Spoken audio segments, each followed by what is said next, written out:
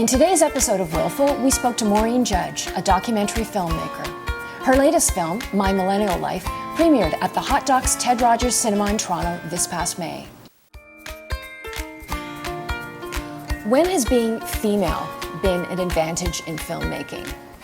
I have to say that a lot of times my choices are informed by me being a woman and by me wanting to explore that sort of female territory in society and what does it mean to us and how do we react and how do we grow. Yeah. When I did, for example, a film called Unveiled, the Mother-Daughter Relationship, I think being a woman was really important because I saw myself at that point when I did the film, I was both a mother and a daughter.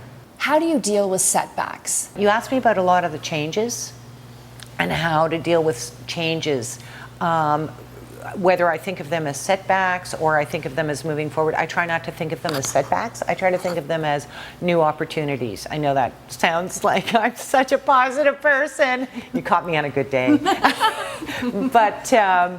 But I think the change towards more digital filmmaking and smaller and webisode kind of internet-based filming, I think is exciting. I just did an interactive documentary and it was so exciting to do. I didn't have the kind of budget I would have liked to have had for it, but at the same time it was a fantastic learning opportunity, and I did it in tandem with My Millennial Life, which is a cross-platform. So I have two different separate, unique projects that are interrelated at the same time. One that's digital and sits on the web, and one that is a film, an actual film that can be streamed on the web but isn't dependent on the web.